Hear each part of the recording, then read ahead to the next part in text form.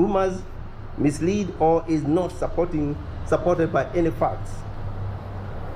C, administrators of social media platforms are duly bound to moderate and control undesirable content and discussions that have been brought to their attention on their platforms. In this regard, NSAC hereby directs the relevant security organs to enforce these directives without fear or favor to the offenders, regardless of their economic standing, ethnicity, religion, political association, or status. NSAC further urges all Kenyans to exercise restraint and to remain each other's keeper by strictly adhering to these directives in respect and honor to our shared duty as one people in order to promote peaceful coexistence and security in our beloved country. Dated and issued at the office the day of October 2020. Thank you.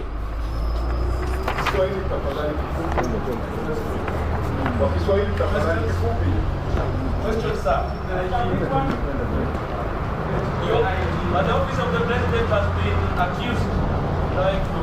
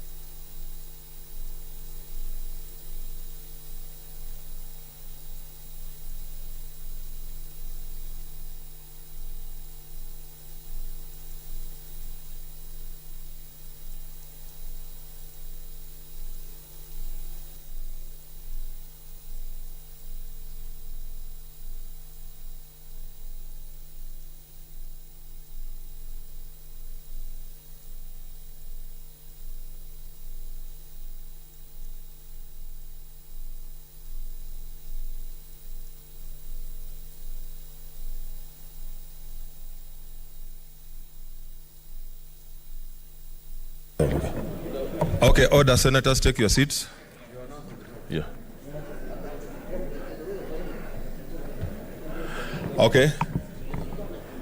These are the results of the voting. Abstentions 0, nays 0, ayes 27. The ayes have it. A bill for an act of parliament to provide a framework for the delivery of community health services to promote access to primary health care services at the community level and reduce health disparities between counties, to provide for the training and capacity building of the community health workforce and for connected purposes. Okay, honorable senators, I want to rearrange the order paper again. So we'll do order number 15 and 16, then we go back to the other business. Order number 15, Committee of the Whole. The Sectional Properties Bill, National Assembly Bills number 23 of 2019. Order number 16, Committee of the Whole. Consideration of the National Assembly amendments to the County Outdoor Advertising Control Bill, Senate Bills number 19 of 2018.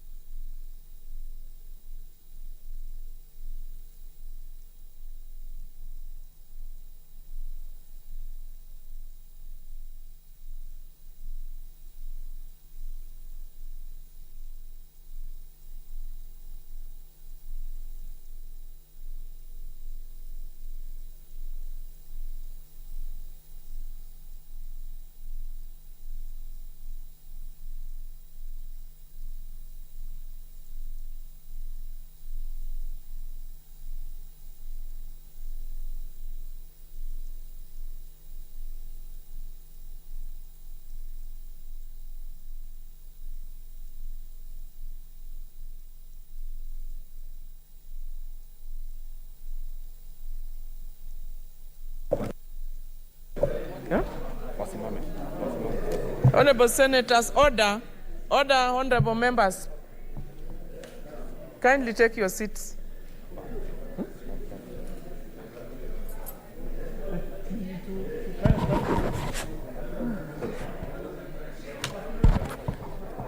Honorable Senators, can we have some order, please? We want to transact. Kindly let's have some order.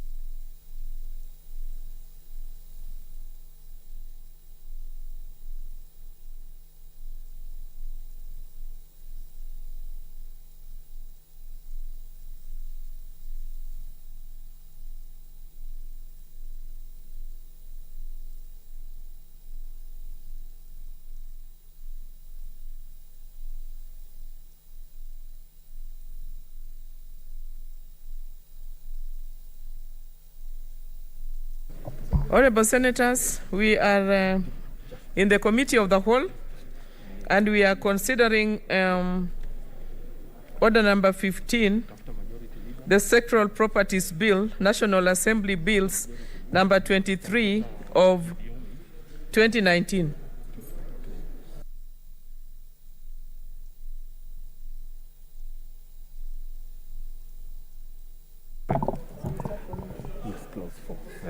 I'll call out. Clauses 4 to 11. I propose the question that clauses 4 to 11 be part of the bill. I put the question that clauses 4 to 11 be part of the bill. Division at the end. Clause 12. I propose the question that clause 12 be part of the bill.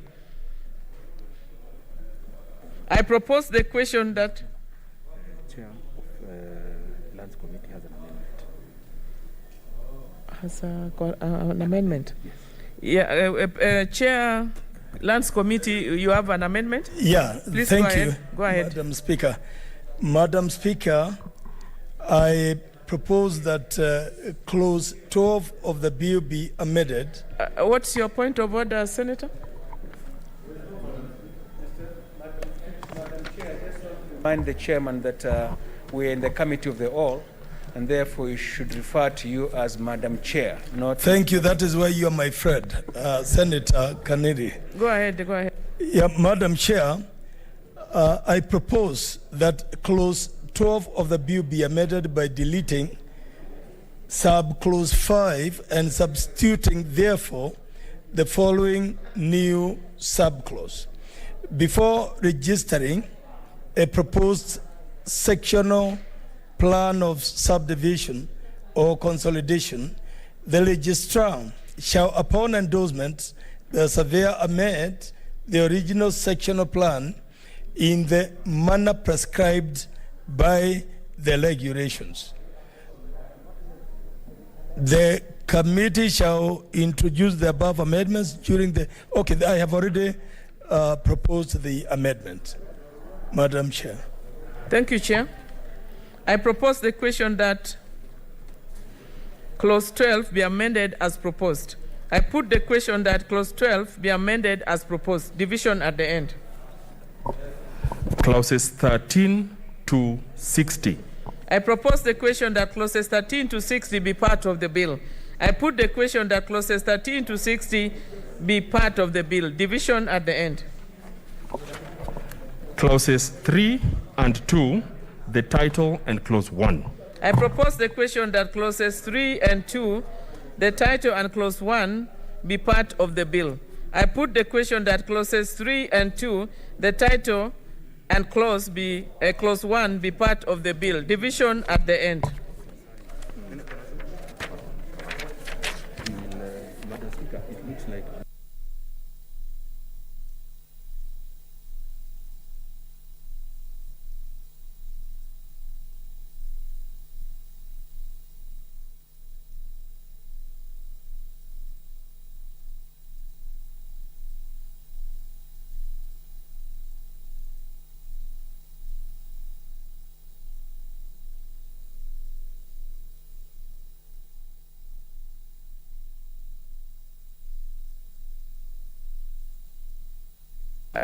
Can we get a confirmation from the whips that we can do a division after this? it's not happening because it has not been called out. Fine. If the numbers are not favorable, we will do that next time.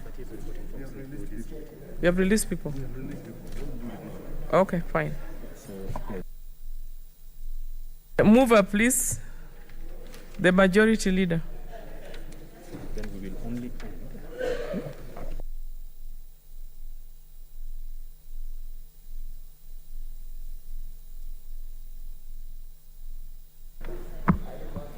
Honorable Chairperson, pursuant to Standing Order 148, I beg to move that the Committee of the Whole report progress on its consideration of the Sectional Properties Bill, National Assembly Bills number 23 of 2019, and seek leave to sit again tomorrow. Is that what it is? Yeah. I will put the question, which is that the Committee of the Whole do report progress on its consideration of the Sectional Properties Bill, National Assembly Bills number 23 of 2019, and seek leave to sit again tomorrow. Will as many as are of the opinion say aye? Those of the contrary opinion say nay? The ayes have it.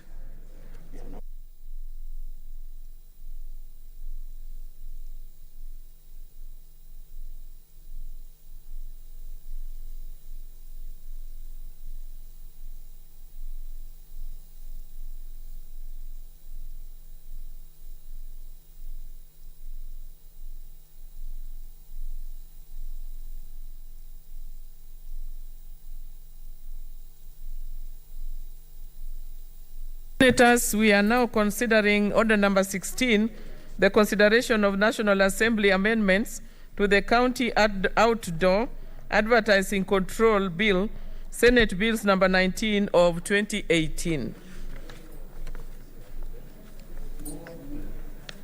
I'll call out. National Assembly Amendment to Clause 2.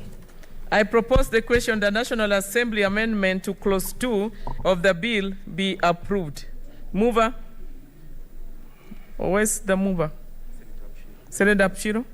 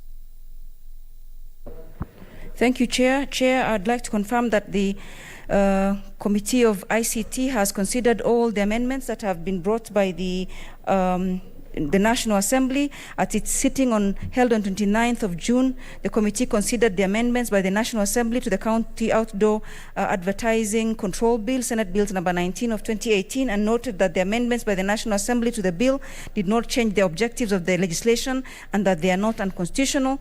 The committee made a report to the House recommending that the Senate agrees to the amendments by the National Assembly to the bill and passes the bill pursuant to Article 112(2)(a) of the Constitution and Standing Order 159(3) and 4(a) of the Senate Standing Orders. So, Chairperson, I beg to move that the amendment by the National Assembly to Clause 2 of the bill be agreed to. I put the question that the National Assembly amendment to Clause 2 of the bill be approved. Division at the end. National Assembly amendment to Clause 3. I propose the question that the National Assembly amendment to Clause 3 of the bill be approved. Mover. Thank you, Madam Chair.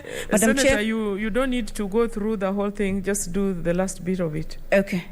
So, Madam Chairperson, I beg to move that the amendment by the National Assembly to the clause 4 of the bill be agreed to. We are on Clause 3. Clause okay, 3. Okay.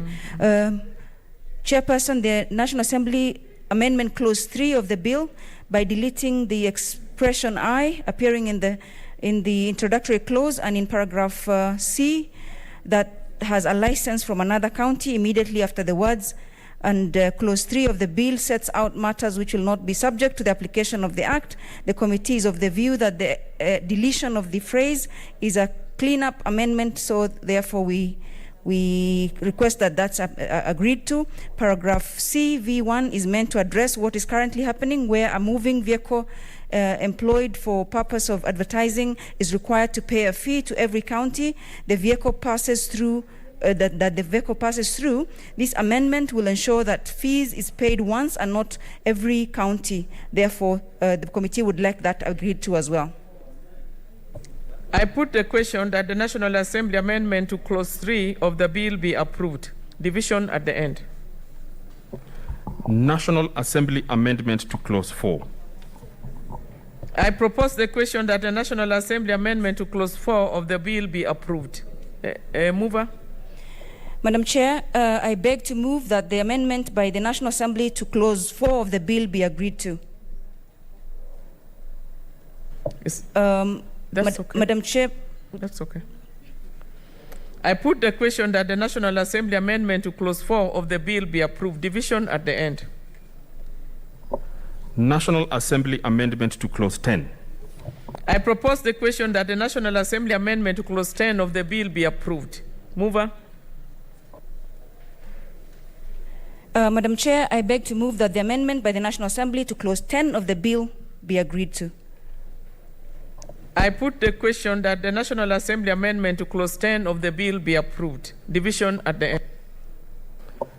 National Assembly amendment to Clause 15. I propose the question that the National Assembly amendment to Clause 15 of the bill be approved. Mover. Thank you, Madam Chair. Madam Chairperson, I beg to move that the amendment by the National Assembly to Clause 15 of the bill be agreed to. I put the question that the National Assembly amendment to Clause 15 of the bill be approved. Division at the end. National Assembly amendment to Clause 21. I propose the question that National Assembly amendment to clause number 21 of the bill be approved. Mover. Thank you, Madam Chair. Chairperson, I beg to move that the amendment by the National Assembly to Clause 21 of the bill be agreed to. I put the question that the National Assembly amendment to Clause 21 of the bill be approved. Division at the end.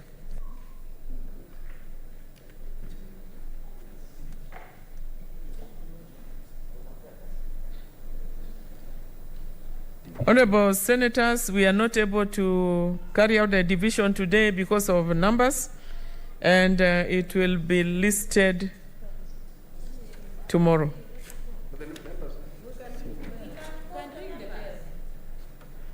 Members have been released according to my understanding. You know, before we announce, we have already verified from the whips, and the information that we have is that we don't have numbers.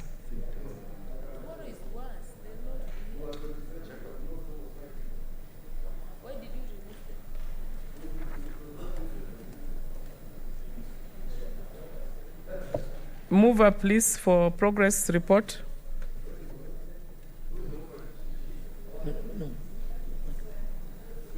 Yes, he's the mover of the bill. You are the mover of the bill, Majority Leader. Yes.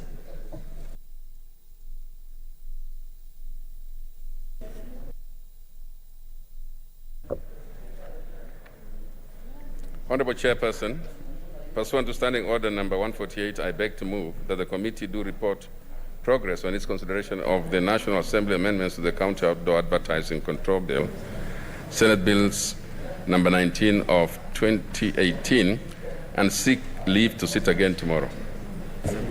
I put the question which is that the committee do report progress on its consideration of the National Assembly amendments to the County Outdoor Advertising Control Bill, Senate Bills number 19 of 2018, and seek leave to sit again tomorrow. May as many as are of the opinion say aye. Aye. And those of the contrary opinion say nay. The ayes have it.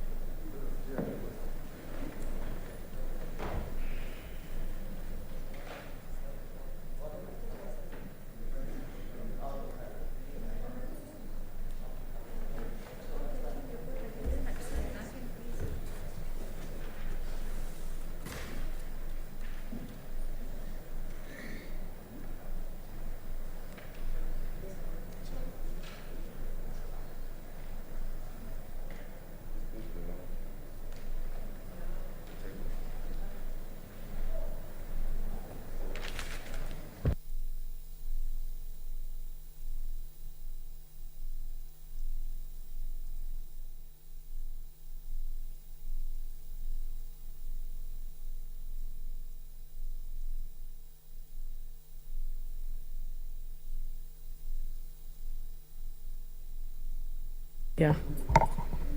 Chairperson, we are considering the Sectoral Properties Bill, National Assembly Bill 23 of 2019. Chairperson. Honorable Speaker, I beg to report progress that the Sectional Properties, the Committee of the Whole has considered the Sectional Properties Bill, National Assembly Bill number 23 of 2019, and seeks leave to sit again tomorrow. Mover, the Majority Leader.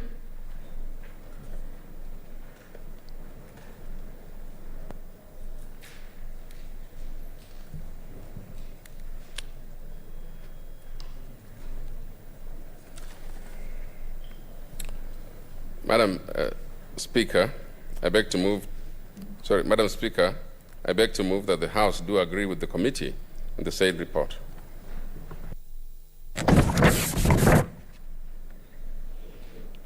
Madam Speaker, I'm giving you time to sit, to take your seat.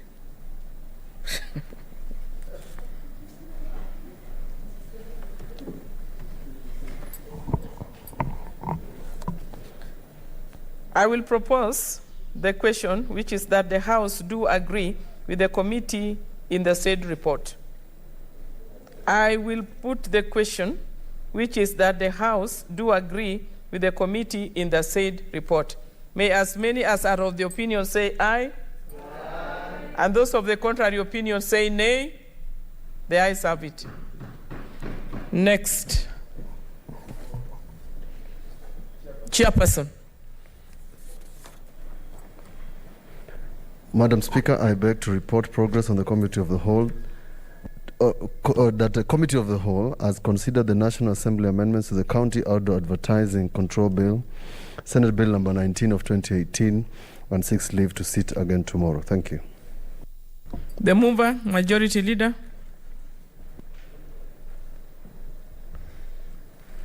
Madam Speaker, I beg to move that the House do agree with the committee on the said report.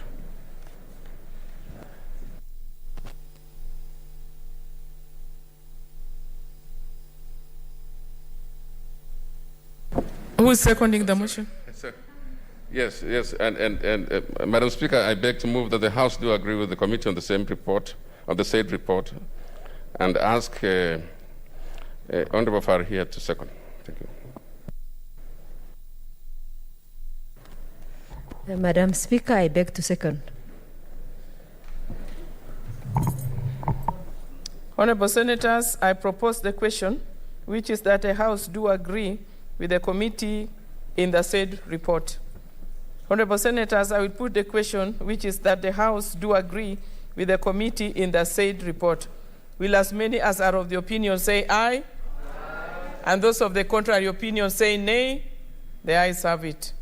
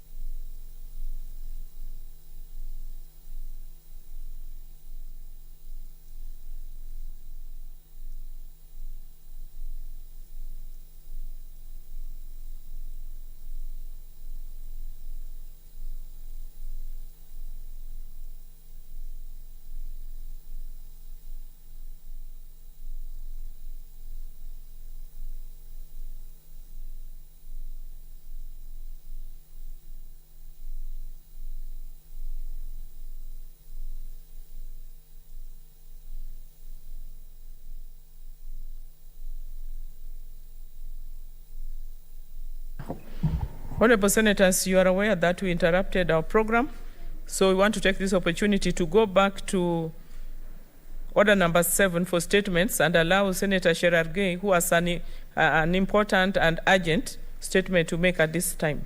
Senator Cherargei. Thank you, Mr. Speaker. I would, Madam Speaker, sorry. Madam Speaker, thank you for this opportunity. And the statement on an issue of national concern, reschedule on reopening of schools. Madam Speaker, pursuant to Standing Order 47.1, I rise to make a statement on the issue of general topic concern, namely the scheduled reopening of schools on Monday. The communication by the Ministry of Education on reopening of schools caught parents in the country by surprise yesterday. For the past few weeks, the Ministry of Education, led by Cabinet Secretary CS Professor George Makoha, has been releasing very inconsistent information on matters concerning education in the country with specific reference to the academic calendar. His Excellency President Uhuru Kenyatta, during his 12th Nation Address on the COVID-19 pandemic situation in the country, made on 28 September 2020, informed the nation that the school reopening was yet to be considered. The President cautioned against the incessant calls for reopening of schools and stated that the safety of the school-going children was of utmost importance. It is barely a week since President Uhuru Kenyatta's statement, and the Ministry of Education has ordered that the schools be open from grade 4, class 8, and from 4 classes. And Madam Speaker, there was no clarity also on the issue of reopening of international schools across the country. And Madam Speaker, you have to note also that there are some parents, Madam Speaker, that they have already relocated to villages because of hard economic times that have been caused by very serious side effects of COVID pandemic 2019. We are all aware of the depressed state of economy that the country is in due in the COVID-19 pandemic. Many people lost their jobs and others relocated to different parts places as coping mechanism for the tough economic times. And therefore, Madam Speaker, it means they relocate with their children, and it means they will need to settle back at home or anywhere else, so that they need to transfer their children, and transition period will be affected. And Madam Speaker, you have seen even in media and other forums that private schools have been turned into poultry farming. Others have closed because of hard economic times. This means it will be very impossible for parents to settle and prepare their children to return to school within 3 days, Madam Speaker. 3 days is not easy because, Madam Speaker, you have to know that most of our children have eaten. They are now added weight. Others have misplaced their uniforms. We need to go and buy textbook, Madam Speaker, and you know it is very expensive. You need also to look for transport. Some of the parents have not been paid. Others were depending on manual jobs and casual jobs, and therefore they have not been paid. So, Madam Speaker, it is very important that, and also our children need psychosocial support, because some of them need to be encouraged. They need to be encouraged that they need to go back to school. They are also human beings like all of us, and they are afraid of the COVID-2019 pandemic. It will be very impossible for parents to settle and prepare their children to return to school within 3 days, since they are expected to pay school fees, provide shopping. And you know, Madam Speaker, the shopping is not very easy. The children of nowadays, you don't just shop few things, you must shop everything. And you know there is what we call bazaars list. Most bazaars might even release that they need sanitizers, they need masks, they need desks to be remade, and infrastructural development within. And Madam Speaker, it has to be noted that most schools have not received their capitation from March this year. And yet you are telling them that they need to put sanitizers. Most of them you have had today in the morning, Madam Speaker, when we had the Minister in charge of energy, that today most schools, their power has been disconnected because of non-payment. Even the Board of Management teachers have not been paid, Madam Speaker. Even the support net staff have not been paid. They have not resumed the job. So, Madam Speaker, the schools need a lot of painting. They need a clearance, and with the social distance, Madam Speaker, that is required as COVID-19 pandemic rules and regulation under Ministry of Health. Madam Speaker, another point is that the schools continue to be fumigated, because most of them were isolation centers. How safe are our children when most of schools were being used as isolation centers? Have the Ministry of Health been able within 3 days to verify, to go to those places and be able? Madam Speaker, in the Rift Valley... There is a point of order from Senator Faria. Senator Faria, is that information or order? Madam Speaker, is it in order for Senator Cherargei to debate his own statement? I thought that debate should come when the committee submits its report and not now. Allow other senators to comment, not you. Thank you. We were on transition, so I didn't realize he has finished reading the statement. As Senator, are you still reading? I'm still in my You're still reading? Yeah. Finish the reading, so the comments will come from other members. Madam Speaker, when you look at the standing order that I'm using for 7.1, this is a statement based on general concern. So I would advise my leader to hold her horses so that I can finish, then he can comment. So, Madam Speaker, I was saying, it is part of my notes that I'm reading through, that 3 days is not sufficient enough for the Ministry of Health to go and cross-check the fumigation process within our isolation centers, which happen to be schools of learning. And we are worried for our children going back to school. In the Rift Valley, and most parents, even in Western Kenya, have taken their children for circumcision. It is called tumda. And most of them, even in Western Kenya, they didn't do it in August, Madam Speaker. So most of them have gone for circumcision, especially in Rift Valley and part of Western Kenya. They didn't do it in August because the COVID pandemic was on the rise. And therefore, these are expected to complete the rite of passage within 30 days, Madam Speaker. And you know the tumda process is very important in our culture. Therefore, it will be almost impossible to have children to report back to school on Monday. Madam Speaker, finally, considering the tough times the country is experiencing arising from the effects of the pandemic, most, if not all, our children are not prepared psychologically or are in fear to return to school. I therefore urge the Ministry of Education to provide psychosocial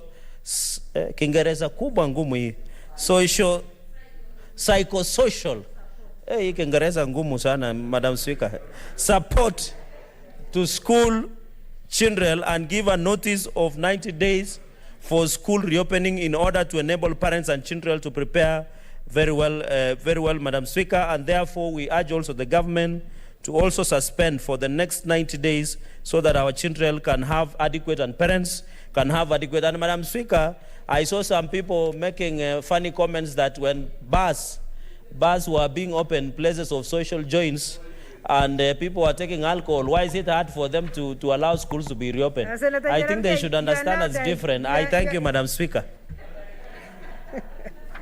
Okay, Senator. I don't see Senator Bogisho here. Senator Halake. Yes, I'll be coming. Thank you, Madam Speaker, for giving me the opportunity. I would like to thank my good friend, Senator of Nandi, for bringing this up. Yesterday, as I was watching the news, I was almost in tears as parents were really crying and saying that this was such an ambush on them. Madam Speaker, a lot of the parents have already been laid off from work. They still have to figure out food, they have to figure out lots of things. At least a bit of transition or a bit of leeway would have been better to say, to plan for January, but to say on Monday was really difficult for them. And it was grade 4, grade 8, and Form 4. And that notwithstanding, Madam Speaker, I think the knee-jerk manner in which the ministry has been dealing with this issue is very disturbing and very concerning, given that this is a life-threatening situation, and this pandemic cannot be something that we're playing with the lives of our children, but also not really empathizing with the parents who at this moment hardly have anything even to put on the table for the children. So again, there doesn't seem to be guarantees that last night, again, I was quite interested in this matter. For me, back home, I've been supporting online radio learning for kids. But even now, everybody's saying that if we go back, what's going to happen to the systems that had been put in place for the children to access learning, be they through radio, be they through online learning and what have you, for which, by the way, most parents had paid for. So I think really this is very wasteful in terms of just not caring about what parents are going through, but also in terms of just the safety measures that the schools are supposed to take into consideration. I don't see how those protocols, nobody's telling the parents exactly what's going to happen as soon as the children walk through that door. Should the child contract the virus, do they have isolation rooms? Does the whole school become locked down? What happens is not very clear, and I think we're playing with the lives of our children, and really we need to be guaranteed that, or we need to be assured that really this is not going to be a case of putting our children in danger, and also not putting our parents also at really, can you imagine, Madam Speaker, if today you're the parent whose child stays at home because you don't have anything? That's indignity of the highest order, and very insensitive from the ministry not to at least even put in place systems where you can say all children should be given an opportunity, even if there are no school fees or even given support in terms of schools, books and other things. But no such thing has been said, and now it's back to school and it's up to the parents to figure everything out. Madam Speaker, I support this, and I hope that something will be done, and that this House can actually, or this statement can actually be given, even though it's under 47(1), can be processed further, Madam Speaker. I thank you. Thank you, Senator. Senator Inima Gertrude Musuruve. And let's be very brief, please, because we have... Thank you, Honorable Speaker, for giving me this opportunity to support this statement by Senator Cheregai. But before I support the statement, kindly allow me to wish the teachers all over the world happy belated Teachers Day. I was looking for an opportunity to do that yesterday. I didn't get. But Honorable Speaker, it is. I thank you for giving me this opportunity, because I'm a teacher by profession. All the years of my life, I've taught. I've taught 2 years in primary school after my A level. After my diploma, I've taught in various secondary schools, including a school for the disabled, and even after my master's and PhD, I have 14 years experience at the university, Honorable Speaker, teaching as a lecturer. So I am really truly humble for giving me this opportunity. And I want to say, Honorable Speaker, as we talk about issues of school reopening, there are issues that concern me so much, because as a teacher by profession, I know truly that we really have to do something in terms of preparedness. And I want to say, Honorable Speaker, I'm in the Committee of Education, and where I sit as a Committee of Education, we have called governors to come and tell us about school preparedness with regard to opening. And it is very clear that in some counties, there are no toilets, there is no water provision, and in some counties also, there are also classrooms that are built of mud and also given cow dung finishing. So these are issues that need to be addressed, Honorable Speaker, because we are actually not being sincere. And I want to say, even on the floor of this House, I raised a statement, with the Secretariat, assistant clerks. They should find out where my statement is, so that we talk and really deliberate on issues of COVID preparedness, where many counties are not prepared. And I want to say, Honorable Speaker, that it is unfair and unfortunate that the Ministry of Education is not bringing teachers on board, the legislative arm of the government on board when it comes to addressing issues of COVID and school preparedness. We have called the ministry many times to come before us. They are evasive, and when they come and when they hold conferences, Honorable Speaker, they hold conferences with people who are like-minded, people who are their allies. They actually disregard, the legislative arm of the wing. But we need to work together, so that we are able to help children in this country. So there's need for the Ministry of Education to work with us, because as you're speaking, Honorable Speaker,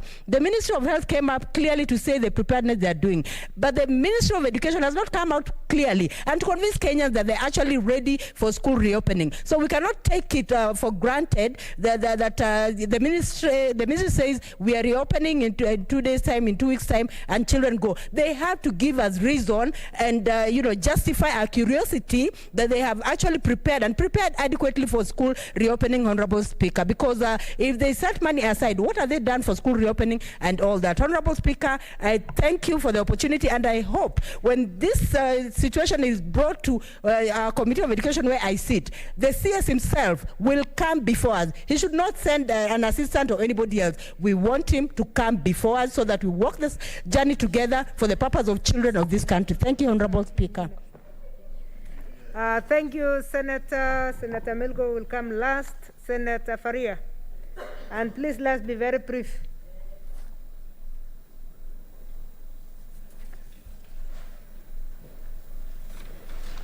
Thank you, Madam Speaker, for giving me this opportunity. And I thank Senator Cherargei for bringing this statement. Madam Speaker, for me, I have different view in terms of the school opening. I believe the more we need to follow the government medical guidelines. Professor Magoha, being a medic himself, I don't think he would open schools carelessly if he thought that the risk outweighed the benefit, Madam Speaker. And therefore, Madam Speaker, Professor, the way I know him, I have worked with him in NEC when he was the chair for CASNEM, and I know how he works, Madam Speaker. And I doubt that he would have opened. Madam Speaker, the more we are talking about people being economically, disabled, but the more we keep schools closed, the more we don't, it's 6 years since COVID started in this country, Madam Speaker. 6 months, sorry, after the COVID started in this country. Madam Speaker, that is long enough for people to know what is risky in the COVID and what is not. And Madam Speaker, the more we keep schools closed, the more the economy will be worse off, because there'll be money circulating around. There is the transport people who will be getting money as a result of people going to school. There will be other people sometimes who cook lunch for kids. And then the subordinate staff. Madam Speaker, we are very much aware that there are some private schools who have closed down because they could not pay school fees. Madam Speaker, they could not pay their own rent. Madam Speaker, the other issue is around, people saying school fees. Those who can't pay school fees are the ones who are in public schools. We know that primary public school is free in this country, courtesy of Jubilee government. Then, Madam Speaker, primary school is free. Madam Speaker, the other thing is secondary school is also, secondary school also is free in this country, courtesy of, again, Jubilee government, Madam Speaker. Therefore, Madam Speaker, Madam Speaker, order, Senators. Madam Speaker, the other issue is, Madam Speaker, there is a lot of child abuses that's happening as a result of school, especially girl child, Madam Speaker.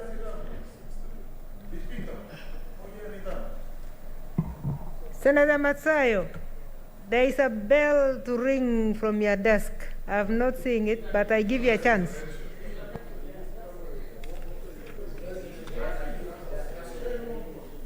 Yes, Senator Matsayo.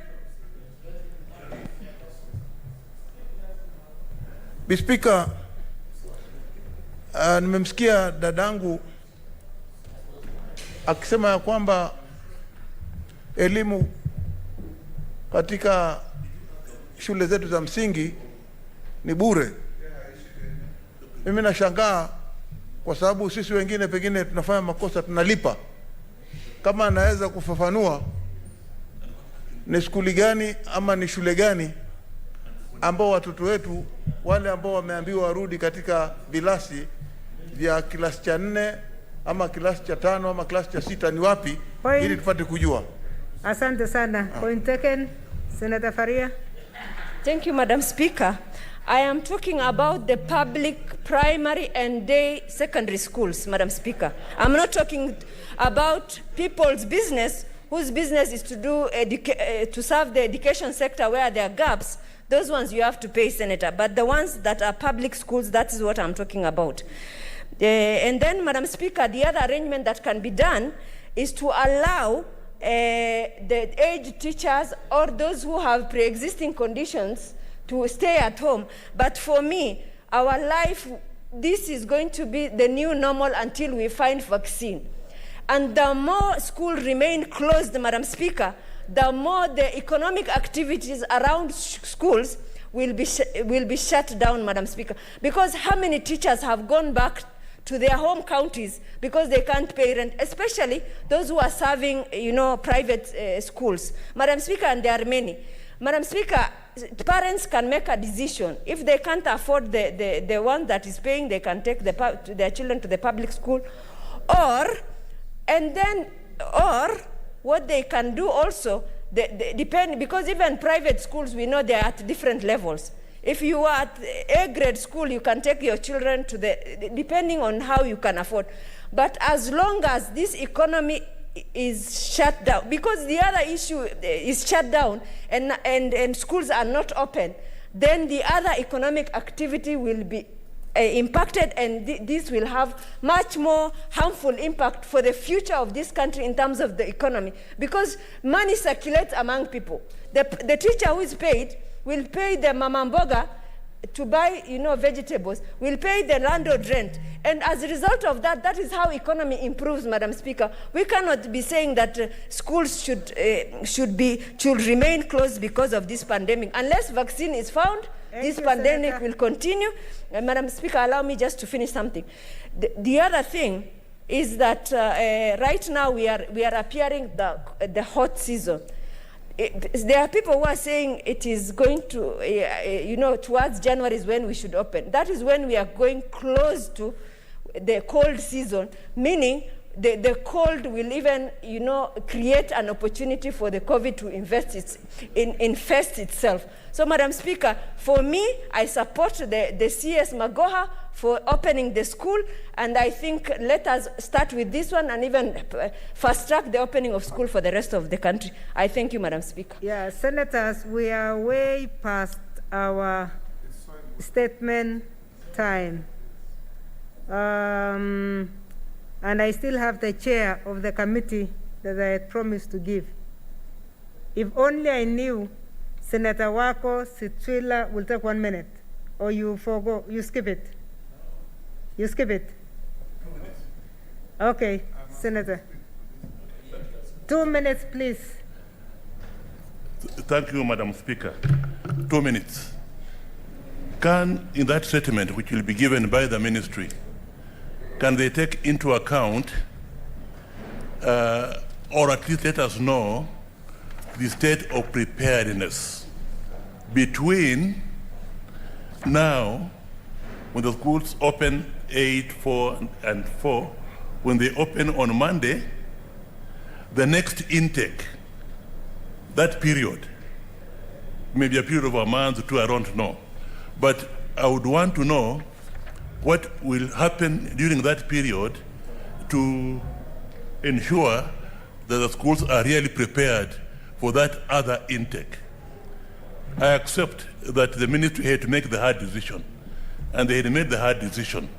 And in fact, teachers went to the schools about a week ago. So it will be 2 weeks before 12th.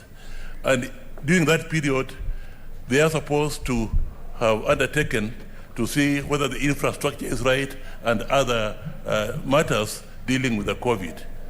But for example, in Busia, many schools do not have the necessary infrastructure even before COVID came. And yet COVID demands that there be social distance. And that social distance demands that there may be more classrooms. Will there be more when I talk about preparedness, will there be between 12th of October and when the other intake takes place, will there be enough time for the extra infrastructure to be put in place? And talking about that, Madam Speaker, has consideration been given to the fact that maybe some good tents in some areas can be used as classrooms rather than cement and mortar being put up as they build the proper classrooms, Madam Speaker. Thank you. 2 minutes for Senator Wetangula Moses, then I move to the chair. Madam Speaker, the issue here is not opposing or supporting the Minister for Education. The issue is what the President raised at the COVID conference, that let's deal with the how, then the when will follow. As we speak here, Madam Speaker, the Ministry of Education has not told the country to any level of satisfaction as to what they have done to protect children who are going to school. We should not reduce this to opposing or supporting Magoha. We want children in school, but we want to know that they will be safe. Are we going to have a nurse stationed in every school in case of any problem? Are we going to have water provided in school for sanitation for the children? Are we going to have protection for the teachers? Are we going to test regularly the teachers so that they do not infect the children and vice versa? These are the questions, Madam Speaker. And as we speak today, Minister Magoha and his ministry have not given the public any hint whatsoever as to the level of preparedness of the schools. And if he's saying, Madam Speaker, that he's calling exam classes and they will finish exams by January and leave school, on what basis will the remaining classes transition to the next class? This also we need to be told, so that we don't have a situation where schools are being run in a manner that is inconsistent with even public policy. We know Corona may be here much longer than we expect, and life must normalize. Tanzania is going on, but we want to know that the children who are going to school, take a county like Trans Nzoia, which is your neighbor and my neighbor, Madam Speaker. There is a resurgence of Corona in Trans Nzoia. Has he paid attention to a county like that to see that in fact extra care is being taken to ensure their children who will go to school will be safe. So let not Senator Faria reduce Cherargei's statement to a simplistic approach that you support or you oppose. That is not the question. Are we ready? And if we are ready, how? Thank you, Senator. Senator Nyambuga, were you on? Okay, sorry. I saw your name much earlier. 2 minutes, please. Yeah, thank you, Madam Speaker, for giving me this opportunity. Just to add on to what my colleagues have already raised, I don't think the idea here is to oppose or to support, but the main idea, for example, in some parts of this country, there was a lot of rainfall and floods. So there are so many classrooms which were submerged. Up to now, in some parts in Kisumu County, I saw in Baringo and many other parts. So it is a matter of preparedness and what is it that has been done. I know that most parents would want to have schools open. And if all the bars are open and I see people going for rallies, the way they are going for rallies, I believe that is not our fear. Because it's like Kenyans believe that COVID is not there. And I don't know where they got the idea from. So if Kenyans don't fear and they mix freely, it means they can easily infect their children. So by allowing students to go back to school, we are not adding more harm to our children. But it's the preparedness and the schools which were destroyed. What is it that the ministry has done? And the report, we've never received any report. In Kisumu County, the schools are still submerged. I don't know where these children are going to go to school. Thank you, Madam Speaker. Thank you, Senator. I know Senator Cherargei used 47-1, but I'll use my discretion to refer it to the Committee of Education, whose chair I want to give 2 minutes, because it's coming back to your docket now. Senator Milko Alice Chepkorir. Okay, can I have the mic? Okay, thank you, Madam Speaker. I rise not to support or maybe oppose to a large extent Senator Cherargei's statement, but I want to start by saying that despite the many challenges that have been in the Ministry of Education, I think CS Makoha maybe has to style up in order to actually maintain consistency in terms of maybe pronouncement of certain issues. Madam Speaker, I want to declare here that education is an important sector that can never be overemphasized, particularly in terms of providing skills and talents that actually plays an important role in spurring economy in our country. Madam Speaker, let me say here that already there is a directive given by the CS Ministry of Education, and that directive is of course a government directive. And I want to say that all this time during COVID-19 cases, there has been a task force that has been speaking to issues education. Madam Speaker, you'll realize that while our children have been at home, despite the fact that parents are complaining that our kids are actually overgrown, they need more clothes, they need maybe shoes, and name them. We did realize that those children that have stayed at home for an abnormally long time have been affected by issues of drugs and substance abuse. We have seen many of our youth even being misused, even in the cases. Maybe we would have a closer look at some of the youths that have been hit during political rallies. They could be school-going kids. Many of our girls, Madam Speaker, are already mothers. And in any case, it is already posing a challenge to our country in terms of even placing them and ensuring that their lives, their future lives are actually maintained in terms of placing them in the right schools so that they can continue with their education. Madam Speaker, as the country stands right now, COVID-19 has already flattened, and that is why the President, President Uhuru Muigai Kenyatta was able to open the economy in this country. Earlier on, of course, we used to have faced, but then recently he went ahead and opened the country to a very large extent. And in the same way, Madam Speaker, there has been a task force that has been going on to ensure that they speak to issues education, and this task force are the ones that had been stopping opening schools.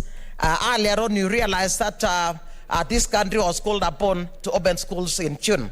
Later on, many stakeholders were calling upon our country to open schools in September. We as a committee had actually recommended to the Ministry of Education to do phased reopening beginning September.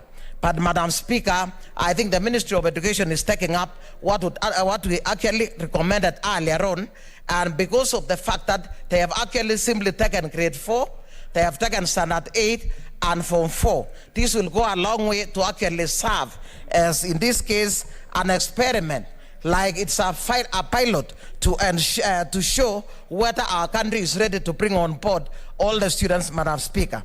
I want to say, looking at what the President was doing even recently, some 620,000 tests were prepared to be distributed to schools that were hard hit, or rather, that were very congested. And one important issue is that these same tests are actually made in the various counties, which is also providing employment for our youth. And these tests will be distributed, Madam Speaker, to 15, just allow me one more minute, to 15 very native schools, Madam Speaker. In addition to that one, when we engaged the CS some over 1 week ago, we were promised that there is already over 26,000 masks prepared to be used in schools. And I want to say that the protocols that were set out, that the CS and the PS and the entire technical team from the Ministry of Education has been going around to ascertain and look at the preparedness. And according to us, I think what the fact that we have done phase reopening is actually very important. We as a committee are recommending the following, Madam Speaker, that in future we might have even other challenges like COVID-19. And we are recommending that in future we have what we call blended learning, so that we have online learning, virtual, and maybe physical. And as it is right now, even online, that my colleagues are saying it was very important, many kids were being marginalized. But we are saying, we encourage the ministry concerned to ensure that there is a network in the entire country, that electricity is actually spread right across the country, and gadgets that are supposed to be used, that was started under the 4 pillars. I mean, earlier on, in 2013, that our current president started should continue, Madam Speaker, so that come the future, in case we have any other challenge, our kids are ready to go on. Number 2 issue that we recommended is that Parliament is the one that actually prepares budget. And normally they just give very little funding, Madam Speaker, and we recommend that they add. Like now, this country required 12,000 teachers, but then the TSC, Teacher Service Commission, is only able to employ 5,000 because they are given a budget of 2.5 million only. And then thirdly, we recommend that the Ministry of Water and Sanitation should go out fully and ensure that there is water, that there are tanks in schools, and ensure that there is water right across the country, because reopening schools is not only going to affect the Ministry of Education itself, but then we want to have this being a multi-sectoral issue, so that we have everybody coming on board to ensure our kids are safe. Madam Speaker, we also encourage that issues of tests, issues of masks should continue to be prepared in the counties, so that they are distributed right across there. Yeah, and finally, we are waiting for your and finally, just one last point, Madam Speaker. We are calling upon the Ministry of Education. This is the recommendation that we are recommending as a committee, that they ensure there are more day schools in this country. Day schools are very important, Madam Speaker. They are even cheaper to run. And I want to say our country provides free tuition fees, and therefore parents have got no excuse. What their parents are supposed to provide is food for their kids and uniform, and so there is free tuition. And last but not the least, the Ministry of Education to increase capitation to our schools. Therefore, I support the Ministry of Education in terms of phased reopening and that is also a recommendation from Education Committee, Madam Speaker. Therefore, I'm not supporting that statement or opposing, but then we have various recommendations. We shall continue to engage as a committee to ensure that the right protocols are followed to ensure that our children are safe. Otherwise, thank you, Madam Speaker. Okay, thank you, Senator Chair. You are going to have this, you have to go and digest what has been given through this statement and what members have said, but you might benefit from 1 minute to Mazayo. His name was disappearing and reappearing, so I missed him twice. Asante, shukran Bispika. Bispika, sijui kwa nini katika hii kompyuta yetu jina langu linatokea alafu linazimwa ama linaondoka kwenye mtandao, lakini hayo ni majaliwa yale wenye teknolojia ya kompyuta. Bispika, kwanza kitu cha muhimu ni kwamba jambo kama hili la elimu, namshukuru sana huyu ndugu yangu Seneta Wanandi, kwa sababu yeye japokuwa umri wake ni kidogo, lakini ni seneta mshupavu, ni seneta kijana ambaye amekikimu kabisa, na matamshi ama maneno anayosema hapa zote huwa ni jambo la kumsifu. Lakini hususan jambo la elimu ni muhimu sana. Kwanza lazima tujiulize maswali. Rais mwenyewe aliuliza Wakenya na akawa anaongea na Wakenya na akawaambia, Bispika, hapa Bimradi namuona ameketi mbele yangu kama mimi nikiwa naongea na wewe na yeye anaongea, akili yangu kidogo inatafshika. Kwa hiyo kama Miradi anaweza kuniondokea ingekuwa vizuri, manake ana mwendo mzuri. Senator Manga, na umbo lake liko hivyo hivyo. You don't stand in between the speaker and the person speaking. Namuona kiongozi wangu James Orengo anatabasamu kwa hali ya juu sana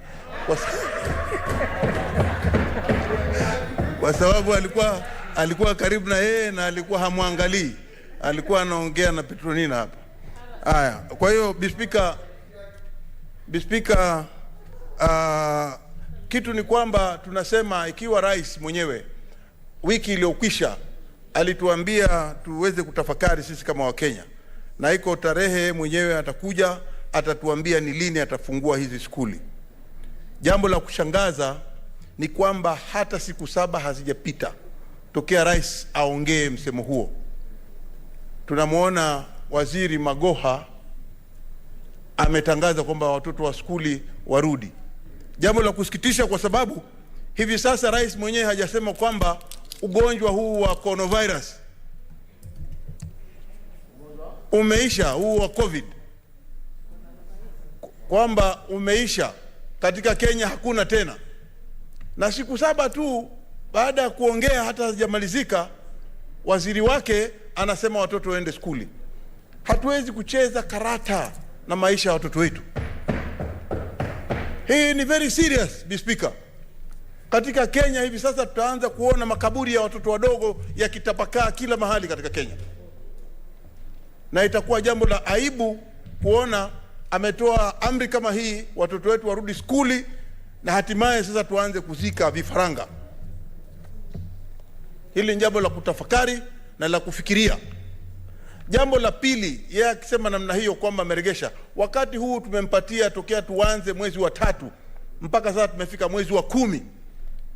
Je, tujiulize ni matayarisho gani Wizara ya Elimu imefanya kuhusikana na hawa watoto ambao wamesema warudi skuli, sijui class cha 5, sijui class cha 8, warudi skuli kwa sababu wao watatarajiwa kufanya mitihani mwezi wa 3 mwaka ujao. Bispika, kutarajia kufanya mtihani ni kama utafika na ugonjwa ukiwa umekupata. Je, tunaambiwa wazi kabisa ya kwamba hawa watoto wadogo wakienda kucheza hawaangaliani vile wanacheza, wanakumbatiana, wanacheza mpira, wanaongea, hawana mambo ya ile tunaita social distancing. Ni madawati gani yametengenezwa katika haya maskuli ambao watoto wetu watarudi na wapate madawati ya kisawasawa waweze kukaa na kuwe na kuna social distance ya watoto wetu? Ni elimu gani serikali imeweza kuwafanyia hawa watoto wetu kuona ya kwamba mara tu wakirudi skuli, Bispika, wameweza kuzingatia mambo ya kuweza kujitenganisha na kuweza kusoma wakiwa ndani ya klasi. Thank you. Speaker, kama ungenipatia dakika moja kumaliza. Time. Haya, kama ni amri yako Speaker, unajua mimi siwezi kupinga, lakini nilikuwa na mengi ya kuambia Wakenya. Asante Speaker. Thank you very much, Senator Matsayo. The report is going to come back. I think it's a very urgent one, and we are giving them only 14 days. 14 days, then they should be back here. Honorable Senators, we are way past statement time, so we defer the balance of the statements to tomorrow, 2:30 on Thursday, October the 8th. Next order. Order number 8, the Geologist Bill, Senate Bill number 17 of 2020. An Act of Parliament to provide for the training, registration and licensing of geologists, the regulation and development of the practice of geology, and for connected purposes. Honorable Senators, order number 9 has been dispensed. So next order is order number 10. I would like to inform Senators that following consultations with the leadership, we have deferred that motion to tomorrow, the 8th October 2020. Order paper. Next order. Order number 11. Motion, adoption of the report of the Standing Committee of Health on its inquiry into the death of a patient at the MP Shah Hospital due to negligence. Chairperson, Standing Committee of Health.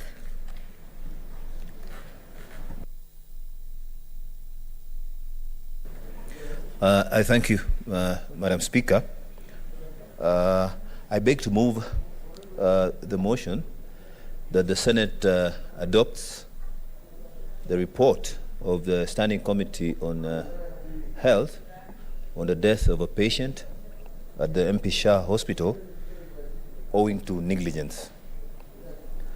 Madam Speaker, the House may recall that this statement was referred to the Standing Committee on Health, and we were tasked with investigate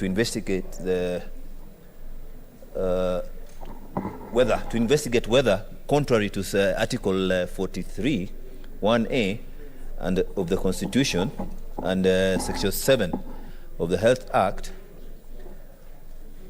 whether MP Shah Hospital caused the untimely death of the late Mrs. Virginia Asaf by putting commercial interests before her well-being.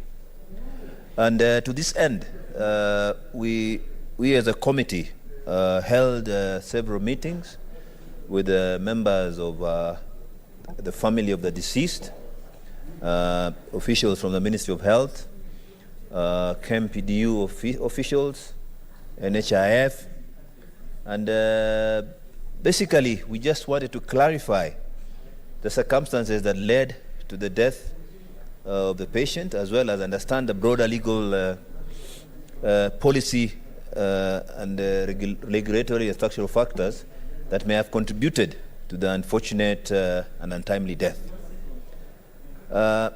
Madam Speaker, just in quick summary, the committee found that MP Shah Hospital failed to provide definitive emergency treatment to the late Mrs. Virginia Asaf, and failed to provide it in an adequate manner, adequate and timely manner, that is the percutaneous coronary intervention, angiogram. And also MP Shah Hospital,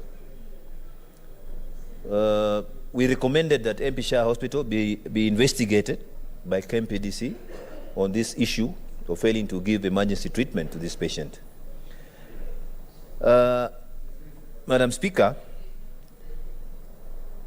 on the issue of penalty, the committee recommended that MP Shah, having failed to give emergency treatment and ultimately causing the death of the patient, that MP Shah should be surcharged 3 million shillings.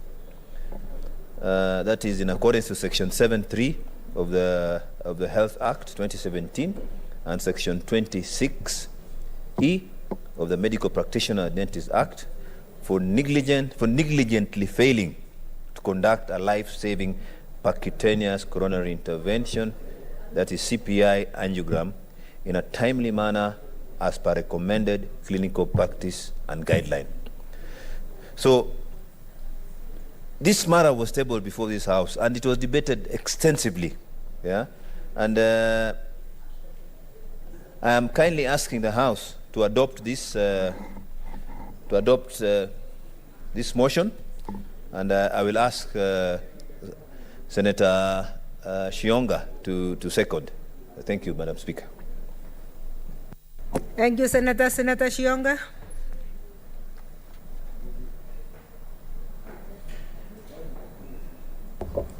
Thank you, Madam Speaker, for allowing me to second this report statement with my fellow senator. Madam Speaker, I totally agree with what Senator Mbito, who is the chair of Health Committee, has stated. And indeed, it is very unfortunate that the untimely death of Virginia came as a result of negligence in the facility. And this is not the first time we are seeing the type of negligence that is happening to our fellow Kenyans. Madam Speaker, death that is caused by negligence is more hurting than death that just comes by an accident. From the report, much has been discussed in this floor of the House, and what I just want is to say is that my condolences to the family of Virginia, and even to our fellow Senator Muko, who brought this particular report on the floor of the House. These particular deaths occasioned by staff of MP Shah on the 26th May 2020. By then I was still in the ministry, in the Health Committee, and when we discussed this, the real deaths was to be avoided. However, it happened the way it happened, and I want just to say that I support fully the recommendations that have been laid there, and even the fine that the committee has suggested that this particular facility needs to pay. Madam Speaker, it is indeed in the hearts of Kenyans that when we go to a hospital, be it a private hospital or a public hospital, we are seeking or we are looking for treatment. And nobody goes to our facility to look for deaths. It only happens when God has decided. But through negligence, we say a big no to Kenyans who are making others lose life through this. And Madam Speaker, I just want to say I support the report, and as it's going to be implemented, let the fine be more even. In future, let us have a more reasonable fine so that these facilities that are working towards doing negligence in the facilities be prosecuted so that Kenyans can actually access facilities that they have confidence in. Thank you, Madam Speaker. I support. Thank you, Senator. Senator Mwaura Isaac. Asante sana Mheshimiwa Spika, nafikiri nasimama kuunga ripoti hii na mapendekezo ambayo ipo kwenye ripoti hii, kwa sababu Mheshimiwa Spika, jambo ambalo linashangaza. Order, Senator. Order, members. I now would like to propose the motion that the Senate adopts the report of the Standing Committee on Health on its inquiry into the death of a patient at the MP Shah Hospital, allegedly due to negligence, laid on the table of the Senate on Thursday, 24th September 2020. Senator Mwaura. Asante sana Mheshimiwa Spika. Mheshimiwa Spika, ninasimama kuunga mkono ripoti hii kwa sababu tumeona kwamba watabibu mara nyingi wanazembea katika kazi zao, na inakuwa kwamba siku hizi mambo ya afya wanaangazia zaidi sana mambo ya fulusi, na wakati mwingine inawezekana kwamba sio watu wote ambao wana bima za afya ama ziwe bado hakujapatianwa idhini za kuweza kutumiwa kulingana na vile ambavyo pengine mambo yanazokuwa wakati ule ambapo mtu amegonjeka. Na hili swala halijawaadhiri tu wananchi wa kawaida, hata hapa katika bungeni tumeona viongozi wakiwa pengine ziara za nchi za kigeni wakikosa kupata huduma mwafaka kwa sababu hawawezi kugharimia yale matibabu kwa kisingizio kwamba idhini hazijapatikana. Na juzi, Mheshimiwa Spika, kulikuwa pia na kesi ambapo tulimuona mama mmoja aliyejifungua katika hospitali ya Pumwani, na wauguzi walipoulizwa ikawa akasema kwamba kazi yao sio kazi ya bure, sio kazi tu ya sulubu, lakini lazima wao pia wapatiwe haki zao.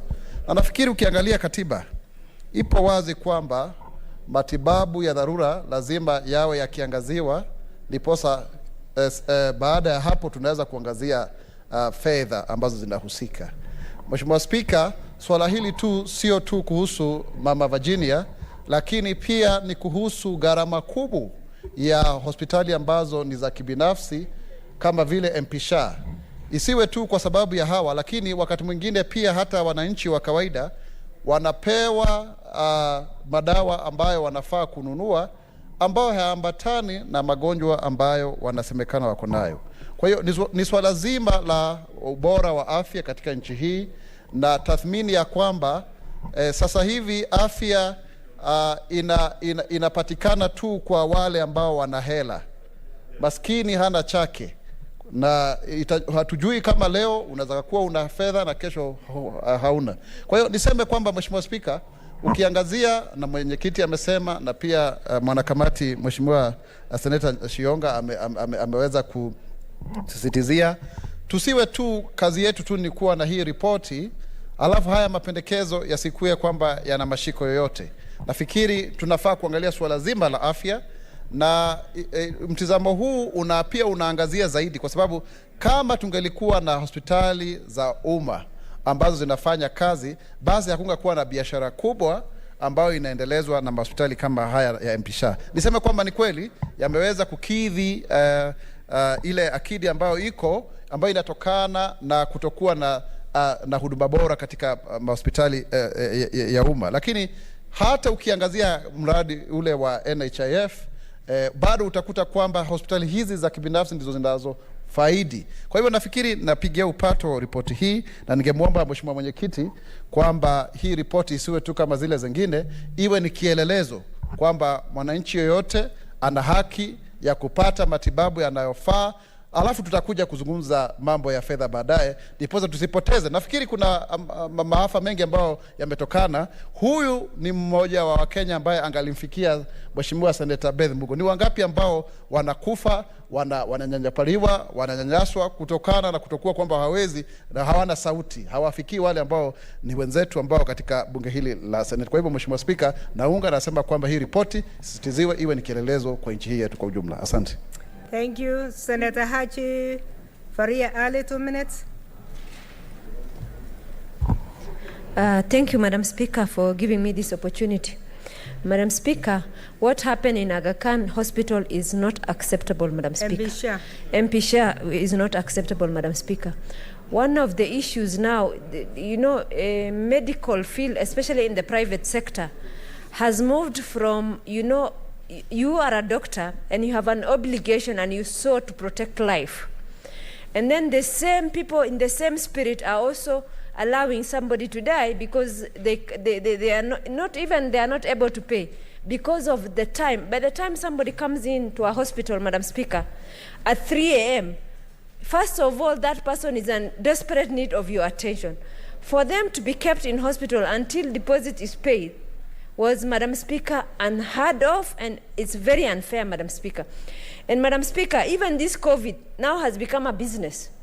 Sometimes people are kept in isolation places by hospitals for longer than necessary because of, financial gains.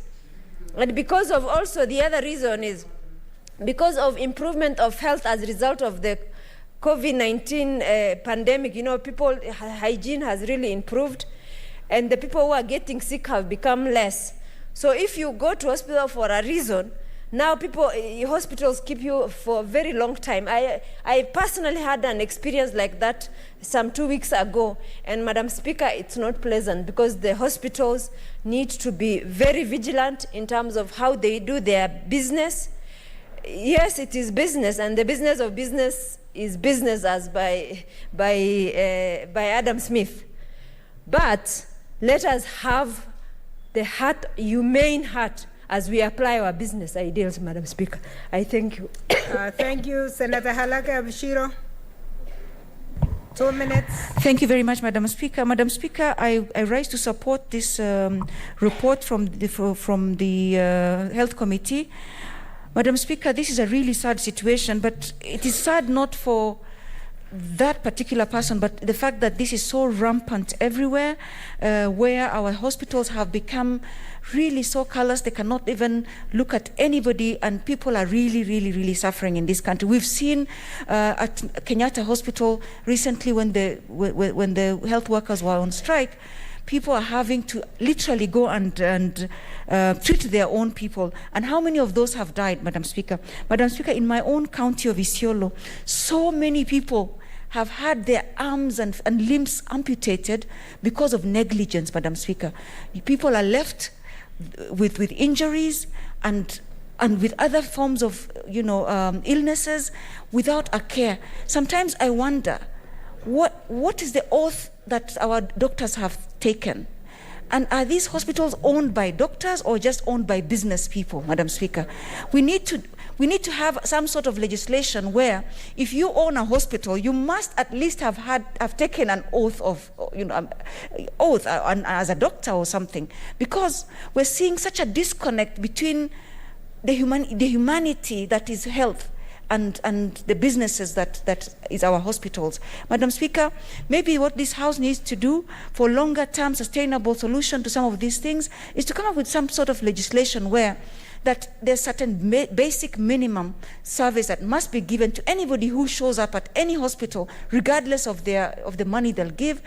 Or even as you go to this, or if somebody is to come up with a hospital, say as a private sector investor, there must be certain content of a doctor who has at least gone through the training and taken the oath, Madam Speaker. Madam Speaker, it is really unacceptable in this day and age, especially during this COVID time, where you're finding that people are being turned away and being told to go home with such life-threatening diseases, and when they die, nothing happens. There's never been a consequence for medical negligence. There's never been a consequence for people mishandling the citizens.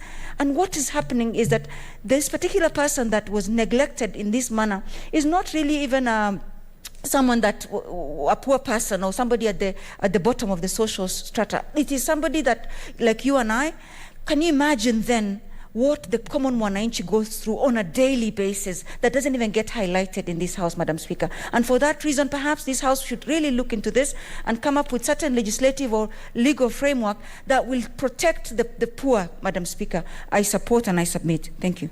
Thank you, Senator Gachuang. Moses Otieno. Madam Speaker, I rise to support the motion by the Health Committee. The question is, why would someone go to Mpisha and not to a public hospital?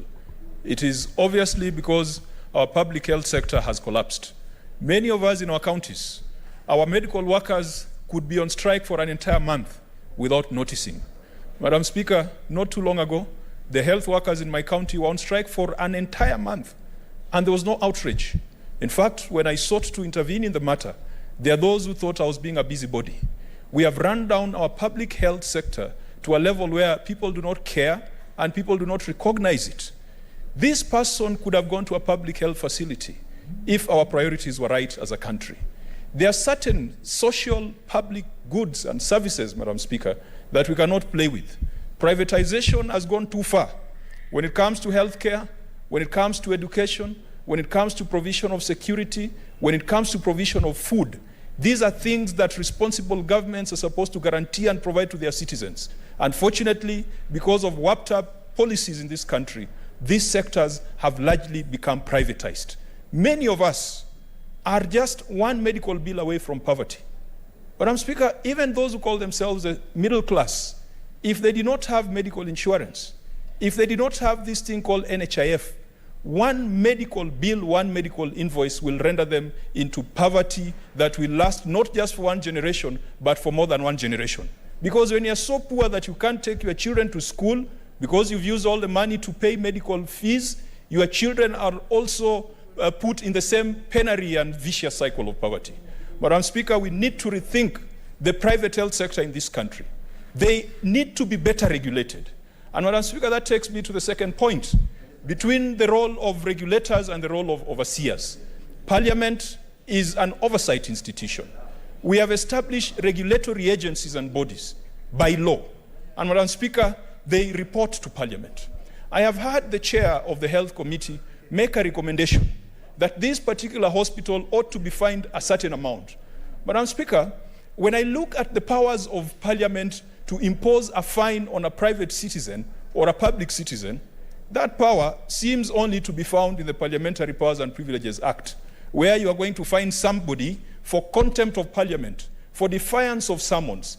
I do not know whether this is becoming legislative overreach, because when we recommend that MP Shah Hospital be fined a certain amount of money, are we now taking the role of regulator? Who is supposed to do it? And I hope that this motion that we are discussing is crafted in such a way that it is not the Senate that is imposing the fine, but the regulatory agency that is imposing the fine. Finally, Madam Speaker, this is more of an in-house issue, but I think we need to reorganize our reports fairly well. Many of us have struggled to get a copy of this report. It has far-reaching implications, not just for MP Shah Hospital, but it has implications that would guide the relationship between Parliament and other private health service providers. If you would have had a much detailed consideration of that report, perhaps you would have made much more informed decisions. But Madam Speaker, I support and I want to congratulate the Health Committee that has gone out of its way under very hostile circumstances. They were recently talking to the county government of Homa Bay to find out why health workers are not being paid in Homa Bay, while in other counties, health workers are being paid. I want to thank the chair and keep up the good work. And I do believe that the same passion that you had applied in the other assignment also went into this report on MP Shah. Madam Speaker, to the family that is suffering, and to the family that has become the subject of our conversation today, let them know that the Senate cares, and the Senate will do everything to ensure that they are indemnified. We cannot recover the losses, particularly human losses that have been suffered, but this is a Senate that is sympathetic and empathetic, and I do hope that this will not be the end of the matter. We will hold their hands as they pursue further remedies from the regulatory bodies and from the judicial system. I support, Madam Speaker. Thank you, Senator. Senator Matsayo Stewart. 2 minutes.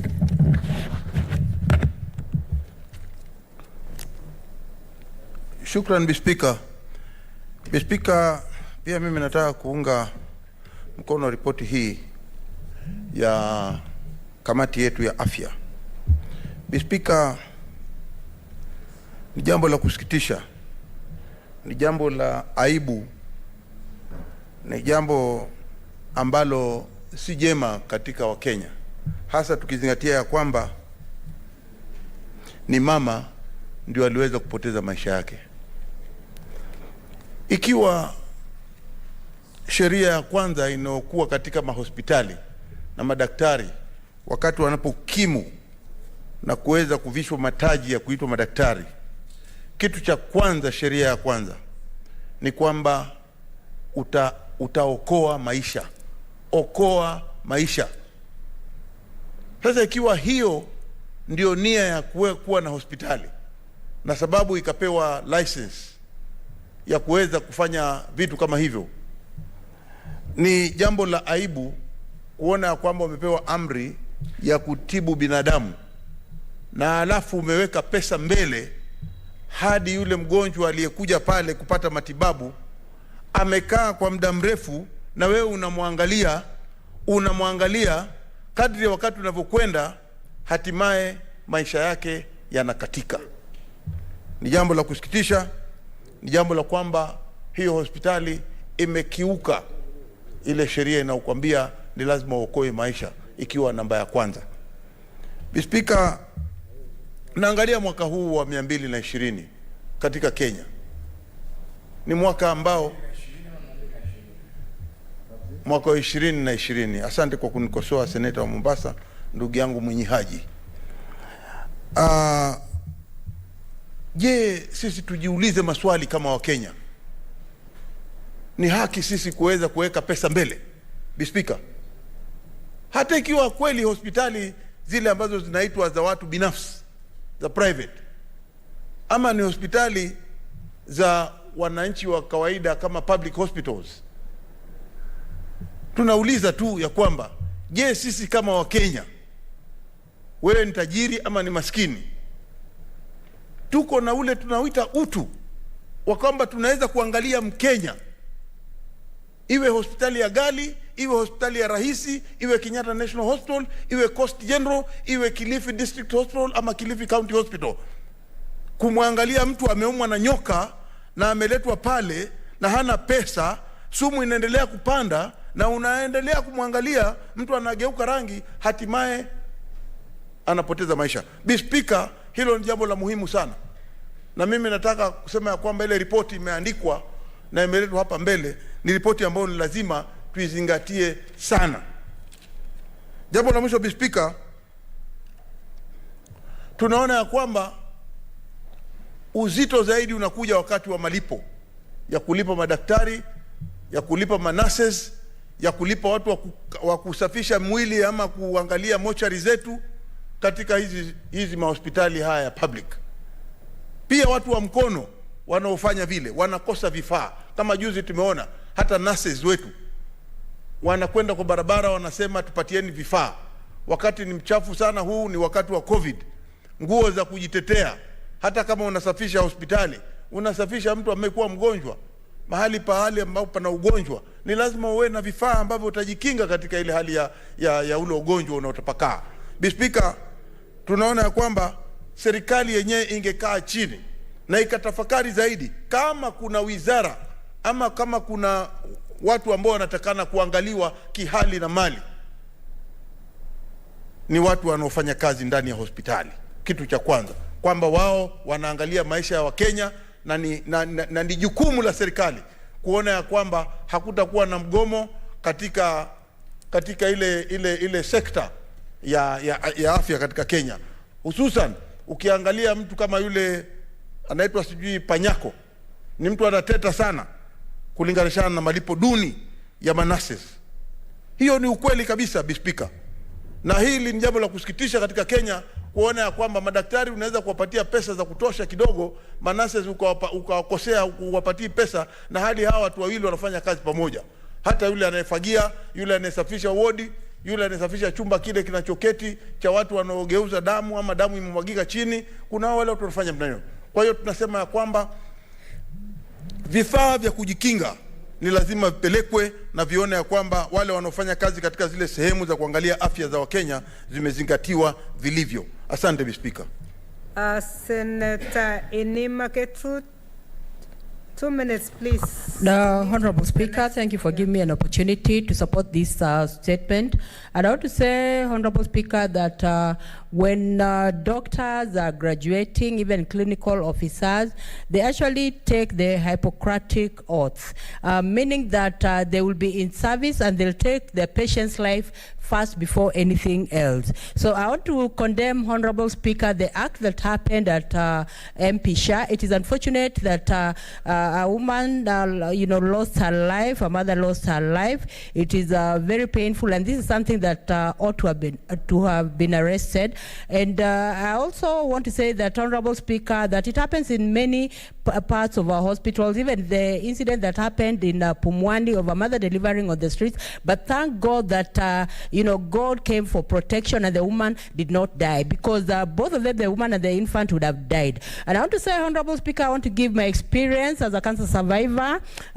When I went to India in 2013 and I was diagnosed of cancer, I remember very well that it was a very desperate situation. I had to sell a lot that I had, even my family, property. I had conversed with my children, and they decided, go ahead and sell whatever plots you have and everything, as long as you are alive. So I went to India for limb-saving surgery, and I thank God I still have my, left limb, and I'm sure I'll be buried with it. And that is what took me to India. And it was unfortunate that when I was pleading also, in India, that I had no money and all that, I was sold whatever I had.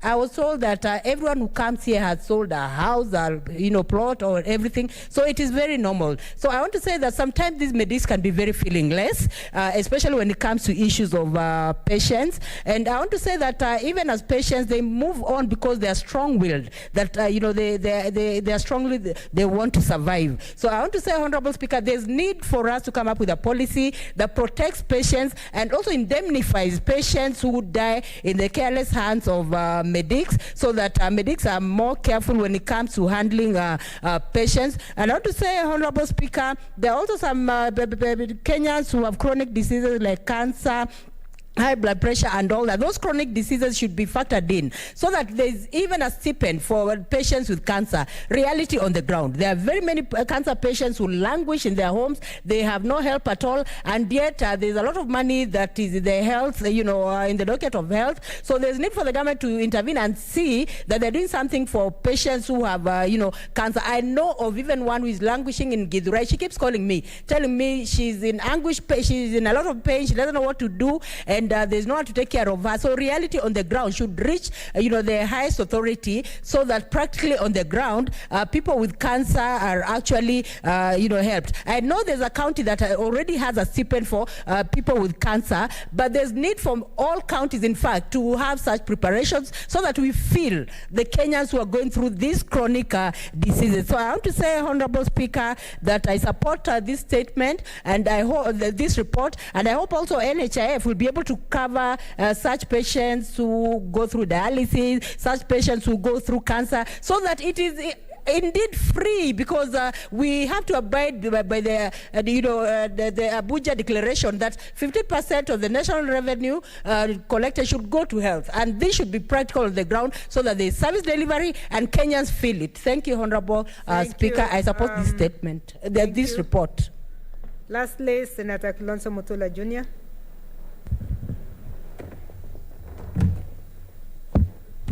Thank you, Madam Speaker. I'd like to thank the... Yes, I know you are blinked also. Who? I'll come back to you. Oh, there's somebody else, okay. Yes, go ahead. Thank you, Madam Senator.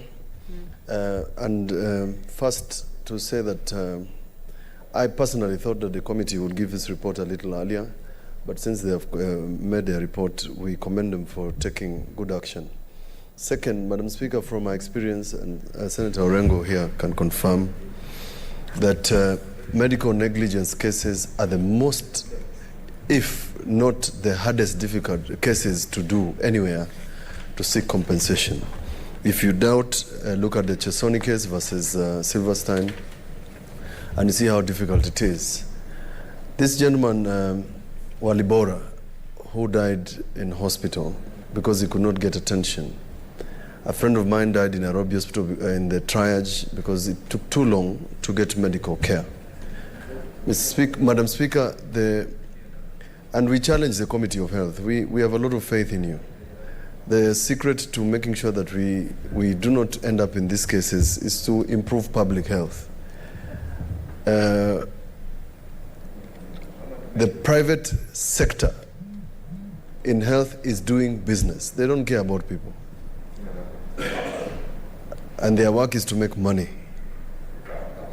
In fact, when you die, your bills are higher than even when you are alive. It's actually easier, Madam Speaker, to remain alive than to be sick in Kenya. Because the sort of bills that are sent to us by our constituents when they are unwell or when they are detained in hospitals all over the country, including Kenyatta National Hospital, is extremely disturbing. That the Committee of Health, both in National Assembly and Senate, gives Kenyatta National Hospital so much money, and yet Kenyans are being detained. Every time there's a small case, you see the committee running there to get 1 or 2 patients released, but the reality is that patients all over, people have left their loved ones in Kenyatta National Hospital mortuary because they cannot afford the bills. But the negligence of our medical fraternity is something that is of a national concern, because I've seen what it has done to families. And the doctors are happy because, unlike lawyers, Madam Speaker, who are prepared to testify against one another, doctors do not give evidence against their colleagues. They will not, because it's an expert opinion. So, since we know they will not agree, they protect their own.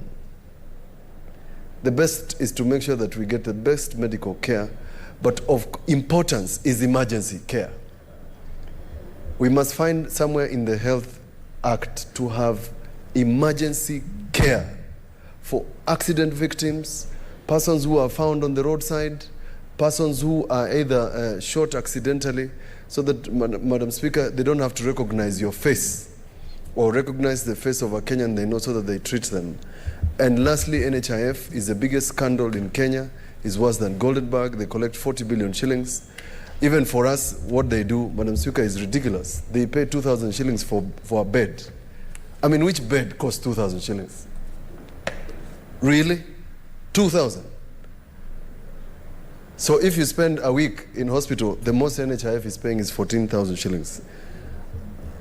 Committee of Health, we are calling upon you to find a way that we can deal with this sector. This sector is rotten, absolutely. But we thank you for standing firm with the statement of Senator Beth Mugo. Senator Beth Mugo rarely brings such issues.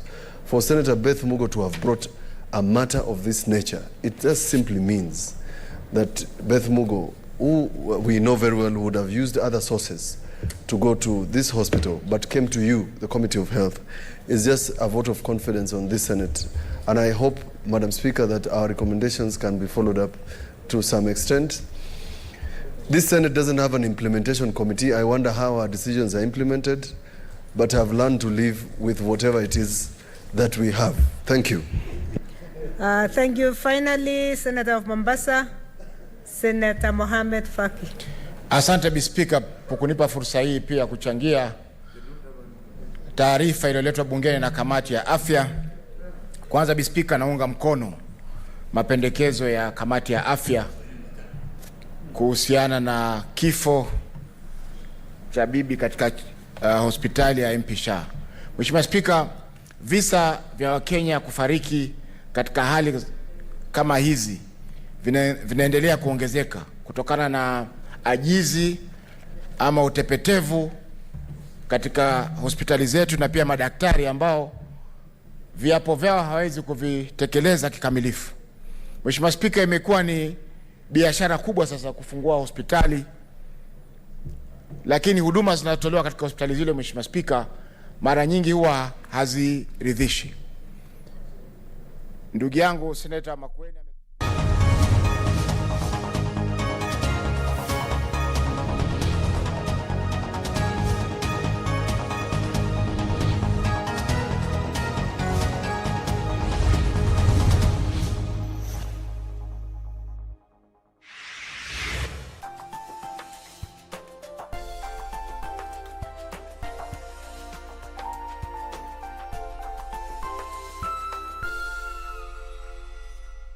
na msibabaishwe na yale mnayoyapitia, hata yawe magumu kiasi gani, yote yatapita, La msingi ni kuweka tumaini letu kwa Mungu aliyetuumba.